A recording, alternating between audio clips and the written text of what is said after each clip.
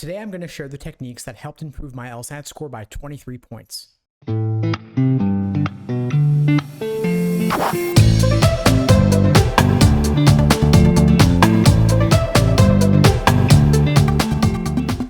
Hey, what's up everybody? Steve Schwartz here from LSAT Unplugged, joining you today to share the techniques that I personally used on LSAT logical reasoning that helped me improve my LSAT score by 23 points. Before I get into it, a little bit about LSAT Unplugged. We offer live online classes via Zoom, on-demand video courses, small group coaching, and one-on-one coaching. Check out the links below this video to find out more and to book a call with me and my team. We'd love to help you out. So the reason I'm making this video is that logical reasoning is one of the most difficult sections for test takers. I get questions about it all the time, and there are some strategies you can easily and quickly implement to help improve your score significantly. I'm going to walk through what personally worked for me that may work for you as well. So one thing you got to know about logical reasoning is that there is a general order of difficulty within this section. The first 10 questions are a lot easier than most of the questions later in the section. I recommend to all my students that you aim to complete the first 10 questions in roughly 10 minutes, maybe 12 max.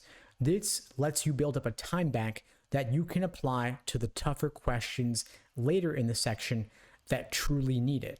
And if you have on average about 1 minute and 25 seconds per question, and you're spending only 1 minute per question on the earlier questions, those first 10, and trust you will be able to come back to it later. And you got to know what are the candidates that are most likely for you to skip.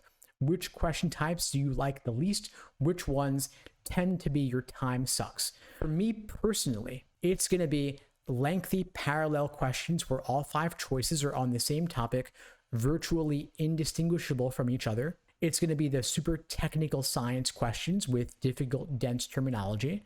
And it's going to be questions on philosophy, morality, aestheticism, super abstract topics that I just have a hard time getting a handle on. Obviously, with enough time, you can crack any nut, but some nuts just are not worth cracking in that moment. And so for that reason, I recommend you flag it, you skip it, you come back to it later.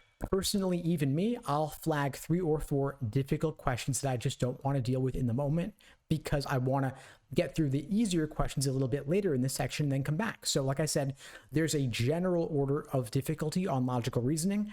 It's actually not a perfect order of difficulty though. I found in my experience that roughly questions 15 through 23 in a section are going to be the most difficult, and then 24, 25, 26 are going to be actually a little bit easier. And so when I'm encountering questions 15 through 23, that's where I'm going to flag most of my 3 to 4. Then I get to the end, I deal with the slightly easier ones, and I go back and tackle the tough ones. Now, the third technique I want to share with you today is to know your question types. You've got to be super clear on your question stem identification, the proper perspective from which to view each question type. One of the biggest areas of confusion I see for students is failing to distinguish between necessary assumption questions and sufficient assumption questions. They are asking for very different things.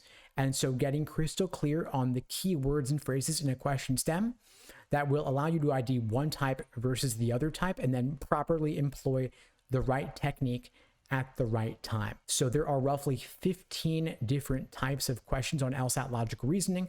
Make sure you know each and every one of them and that you can properly tell the difference between, for example, necessary assumption and sufficient assumption, or strengthen versus most strongly supported. They may have similar phrasing in some cases, but are asking for very different things. So drill these until you are super clear on them and know exactly what you're looking for. So again, to recap the 3 techniques, number 1, your pacing. For example, first 10 questions in 10 minutes.